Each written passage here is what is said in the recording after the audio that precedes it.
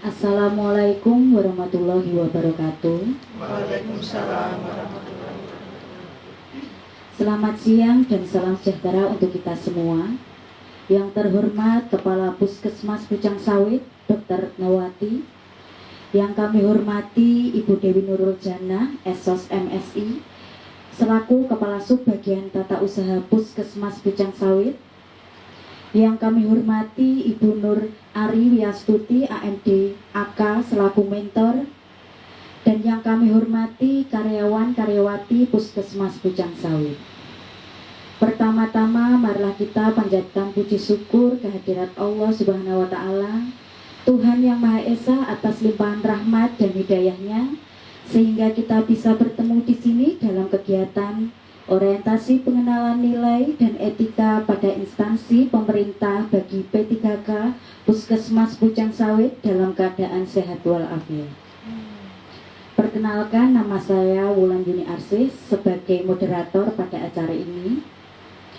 Berikut akan saya bacakan susunan acaranya. Yang pertama, pembukaan. Yang kedua, acara seminar. Yang ketiga, tanya jawab.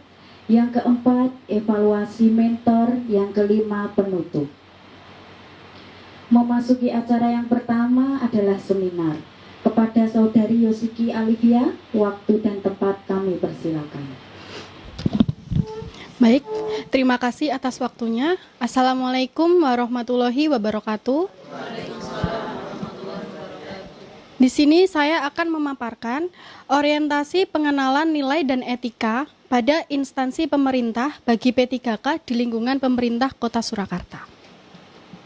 Sebelumnya, perkenalkan, nama saya Yosiki Alivia Kusumastopo dengan NIP 199609222023212001. Di sini jabatan saya sebagai Pranata Laboratorium Kesehatan di Puskesmas Pucang Sawit dan merupakan lulusan D3 Analis Kesehatan. Dalam beberapa waktu ke depan, saya akan menyampaikan ada 5 bab. Yang pertama adalah pendahuluan yang berisikan latar belakang, maksud dan tujuan dari orientasi. Yang kedua, nilai dan etika pada pemerintahan Kota Surakarta. Yang ketiga, nilai dan etika organisasi pada Dinas Kesehatan dan Puskesmas Pucang Sawit.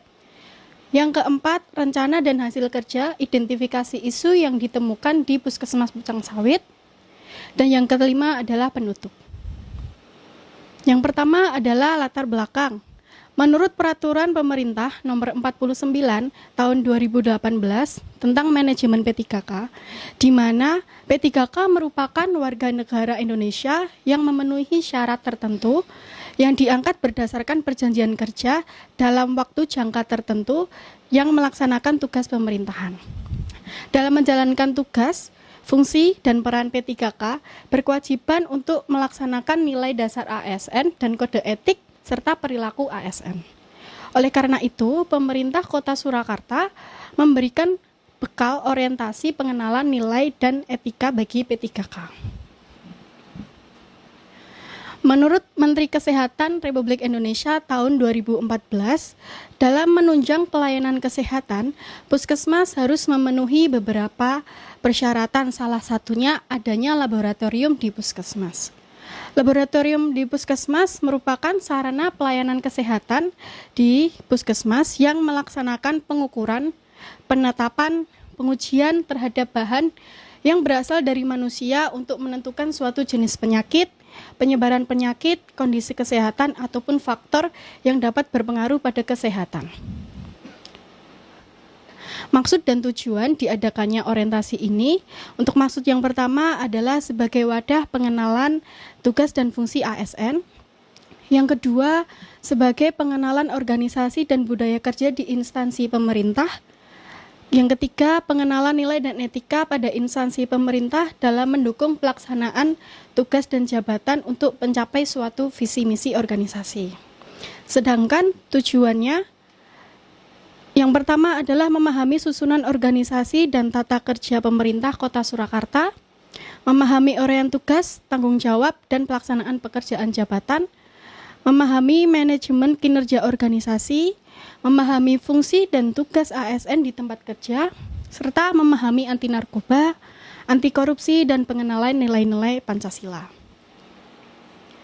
Yang kedua adalah pemerintah Kota Surakarta yang memiliki visi untuk mewujudkan Surakarta sebagai kota budaya yang modern, tangguh, gesit, kreatif, dan sejahtera. Sedangkan untuk misinya yang pertama, meningkatkan kualitas kesehatan masyarakat yang tangguh. Yang kedua, memperkuat pertumbuhan ekonomi yang adaptif dan berkelanjutan. Yang ketiga, mewujudkan tata ruang dan infrastruktur kota yang mendukung pemajuan kebudayaan dan pariwisata. Yang keempat, meningkatkan kualitas dan daya saing pemuda dan masyarakat umum di bidang pendidikan, ekonomi, seni budaya, dan olahraga. Untuk yang kelima, mengembangkan tata kelola pemerintahan dan pelayanan publik yang gesit dan kolaboratif, berlandaskan semangat gotong royong dan kebinekaan. Yang kelima, mewujudkan kemakmuran dan kesejahteraan bersama warga kota yang berkeadilan dan inklusif. Serta yang terakhir, mewujudkan daerah yang kondusif dan kerukunan antar umat beragama dalam tata kehidupan bermasyarakat yang saling menghormati. Selanjutnya, untuk misi dari Dinas Kesehatan sendiri adalah mewujudkan Dinas Kesehatan Kota Surakarta dengan kerja ikhlas dalam memberikan pelayanan prima. Di mana untuk misinya yang pertama, memberikan pelayanan prima yang berorientasi pada kesesuaian peraturan perundang-undangan yang berlaku, keterbukaan informasi dan kejelasan, meningkatkan kualitas sumber daya manusia aparatur secara periodik dan berkelanjutan, mengembangkan sarana prasarana serta memutakhiran teknologi informasi. Di mana program strategis dari Dinas Kesehatan ini dalam waktu 5 tahun ke depan dari 2021 sampai 2026 yaitu meningkatkan kualitas pembangunan kesehatan masyarakat. Di mana mempunyai indikator tujuan yaitu indeks kesehatan, indeks keluarga sehat, angka kematian ibu, dan angka kematian bayi. Terus selanjutnya adalah Puskesmas Pucang Sawit, di mana Puskesmas Pucang Sawit di sini memiliki visi terwujudnya pelayanan kesehatan yang bermutu dan berkeadilan menuju masyarakat Surakarta yang sehat dan mandiri. Untuk misinya, menerapkan sistem manajemen mutu secara konsisten dan berkesinambungan, menyelenggarakan pelayanan kesehatan yang berorientasi kepada kepuasan pelanggan, mengembangkan sumber daya pelayanan yang memadai dengan meningkatkan profesionalisme dan loyalitas petugas, menjunjung sikap gotong royong dan kekeluargaan sesama petugas kesehatan, membangun kerjasama lintas program dan linsek yang harmonis di bidang kesehatan, serta memberdayakan masyarakat untuk lebih mandiri dalam upaya kesehatan. Di sini memiliki tujuan untuk meningkatkan kualitas pembangunan kesehatan masyarakat. Nah, ini meningkatkan kesadaran kemauan dan kemampuan hidup sehat bagi setiap orang yang bertempat tinggal di wilayah kerja Puskesmas Pucang Sawit agar terwujud derajat kesehatan yang setinggi-tingginya. Selanjutnya adalah rencana dan hasil kerja P3K. Identifikasi isu yang ditemukan di Puskesmas Pucang Sawit adalah menurut Peraturan Wali Kota tahun 2016, setiap penduduk Kota Surakarta yang mempunyai KTP elektronik Kota Surakarta, berdomisili di Kota Surakarta, dan berusia di atas 40 tahun ke atas, mendapatkan fasilitas pelayanan laboratorium kesehatan berupa pemeriksaan GMC atau yang biasa disebut General Medical Check-up. Nah, pemeriksaan ini sepenuhnya ditanggung oleh pemerintah secara gratis, gunanya untuk membiasakan agar warga Surakarta sedini mungkin untuk mengetahui potensi penyakit di dalam tubuhnya, sehingga mereka dapat melakukan tindakan preventif atau pencegahan. Nah, dengan melakukan pemeriksaan ini, diharapkan warga Kota Surakarta dapat merubah kebiasaan pola hidup yang tidak sehat menjadi pola hidup sehat dan tidak terkena penyakit. Hasil observasi yang dilakukan, yang ditemukan di Puskesmas Pucang Sawit melalui pemeriksaan GMC. Di sini yang pertama adalah antrian pemeriksaan yang terlalu lama karena banyaknya peminat pemeriksaan GMC. Untuk yang kedua, pasien sering lupa akan jadwalnya sehingga tidak hadir pada saat pelayanan tiba.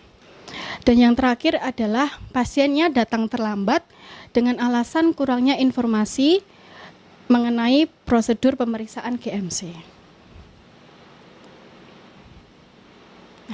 Maka dibuatlah sistem pengingat dengan mengirimkan sebuah pesan kepada pasien yang dimana keesokan harinya terjadwal melakukan pemeriksaan, sehingga pasien tetap mendapatkan pelayanan secara optimal. Di sini isu yang saya angkat adalah kurang optimalnya layanan pemeriksaan GMC dikarenakan antrian yang terlalu lama. Sedangkan gagasan yang diangkat adalah si pintar GMC atau sistem pengingat antrian General Medical Check-up.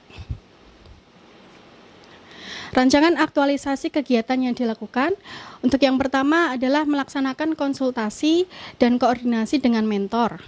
Yang kedua, merencanakan sarana dan prasarana yang dibutuhkan. Yang ketiga, menyusun program aplikasi untuk mengirimkan sebuah pesan pengingat yang dibantu oleh pihak IT Puskesmas.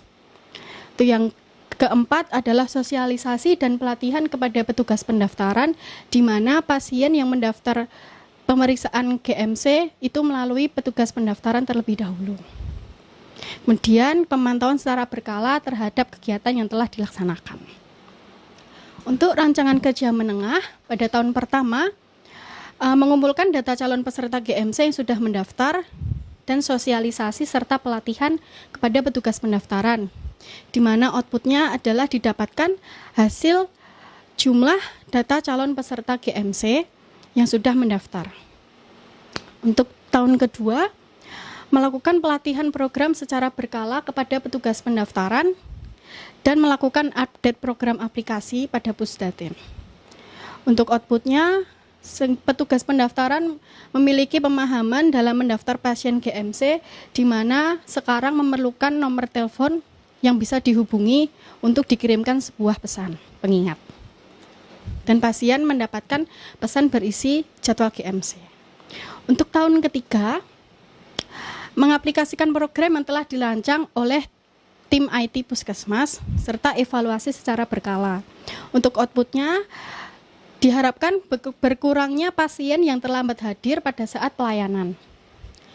Untuk tahun keempat, mengaplikasikan program yang telah dirancang oleh tim IT Puskesmas dan evaluasi serta update program, di mana outputnya adalah pasien mendapatkan pesan pengingat bahwa hasil yang sudah jadi bisa diambil dan dikonsulkan kepada dokter.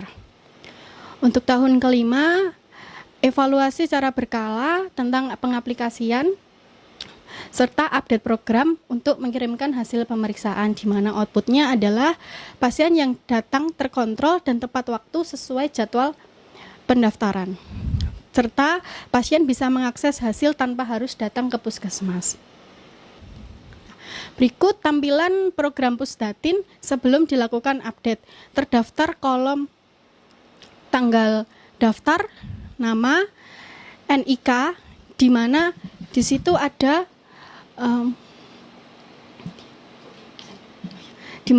pilihan cek riwayat GMC. Di situ nanti bisa diklik, dimasukkan NIK-nya. Jika pasien sudah melakukan GMC dalam waktu 6 bulan nanti akan ketahuan. Jadi dalam waktu 1 tahun itu pasien dapat melakukan pemeriksaan GMC selama 2 kali. Dan ada tanggal lahir, umur, nomor RM, alamat, kemudian jenis pasien, bisa masyarakat ataupun ASN.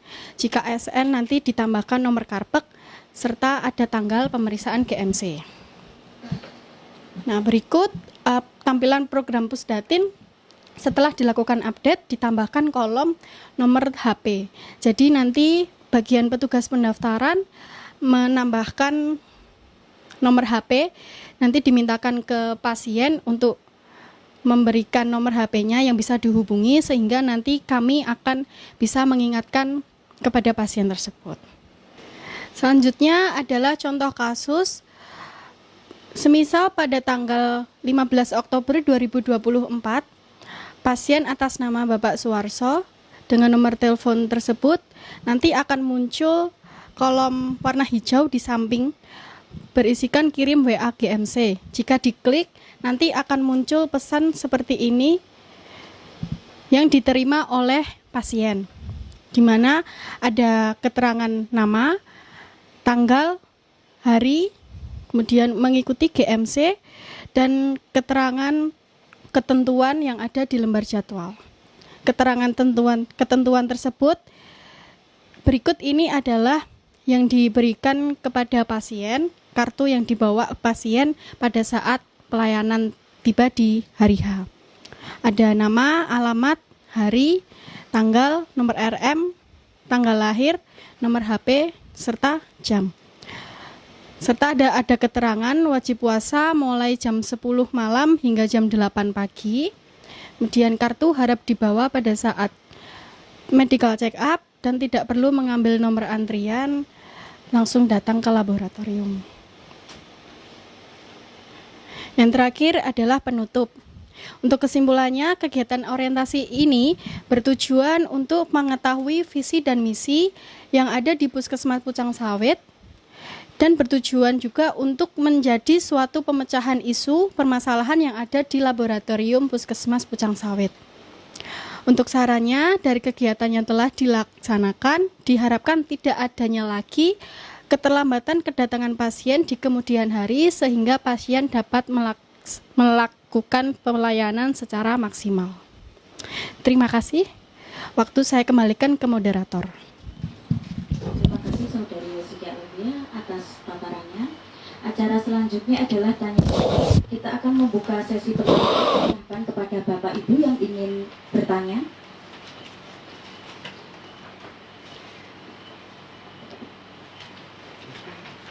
Assalamualaikum warahmatullahi wabarakatuh. Nah, perkenalkan nama saya Tias dari bagian pendaftaran. Karena ini berkaitan langsung sama petugas loket. Saya mau menanyakan sama Mbak Yosiki, kalau ada yang daftar itu lansia atau yang nggak punya HP, itu gimana solusinya biar tetap tahu jadwal TMC-nya?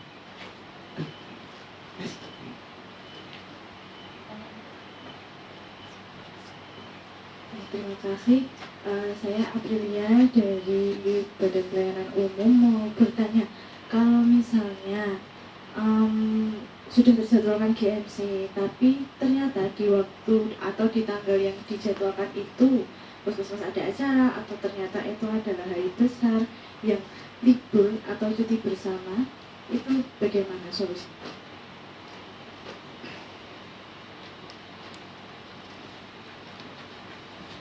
Terima kasih atas pertanyaannya. Kepada Saudari Yosiki untuk langsung menjawabnya. Terima kasih. Saya akan menjawab pertanyaan dari Mbak Dias di bagian pendaftaran. Tadi bertanya mengenai jika lansia yang tidak punya HP bagaimana. Jadi biasanya lansia kan yang datang periksa ke puskesmas itu ditemani oleh keluarganya atau anaknya. Jadi nanti bisa dimintai nomor oleh pihak keluarganya karena hanya untuk mengingatkan saja. Ataupun sebelum-sebelumnya itu pasien yang datang pemeriksaan layanan GMC itu juga sebagian ada yang tidak terlambat. Jadi untuk mengirimkan sebuah pesan itu hanya untuk jaga-jaga jika pasien tersebut lupa gitu. Kalau enggak nanti minta tolong oleh ibu kader, nanti di bagian bina wilayah nanti dimintain tolong kita kirimkan informasi untuk disampaikan kepada pasien tersebut. Kemudian untuk pertanyaan yang kedua dari Mbak Aprilia, jika cuti bersama bagaimana jika pasiennya bertepatan dengan jadwal cuti bersama? Nah, karena jadwal pelayanan GMC itu bagian tim GMC yang memberikan jadwalnya, jadi sebisa mungkin tidak bentrok dengan jadwal yang kita berikan. Semisal terjadi seperti itu, nanti kita usahakan akan mengirimkan informasi mengenai penjadwalan ulang, karena kan sudah ada nomor telepon yang dicantumkan tadi, jadi nanti kita bisa memberikan informasi ulang kepada pasien tersebut. Seperti itu. Saya kembalikan ke moderator. Acara selanjutnya adalah evaluasi mentor yang akan disampaikan oleh Ibu Nur Ariwiastuti, AMDAK. Waktu dan tempat kami silakan.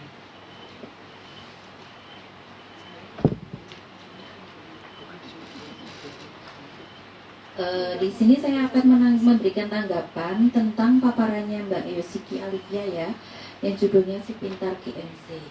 Untuk materinya udah singkat, padat dan jelas. Untuk penyampaiannya juga udah mudah dipahami ya tadi. Untuk saran aja, yang untuk pesan yang dikirim lewat pesan tadi, ditambahkan nggak perlu ngambil nomor antrian lagi ya, walaupun tadi di kartunya udah ada, tapi mending ditambahkan lagi aja. Soalnya namanya pasien ya seperti itu ya. Terus karena untuk tahun depan kan misalnya ini udah direalisasi, bisa juga untuk dilakukan kolektif pendaftaran GMC melalui ibu-ibu kader aja untuk menambah sasaran ya. Misalnya nanti kalau yang ibu kader kan bisa telepon, nomor teleponnya satu aja. Nanti ibu kadernya yang biar mengingatkan para warganya yang dijadwal di hari tersebut. Udah, sekian dan terima kasih.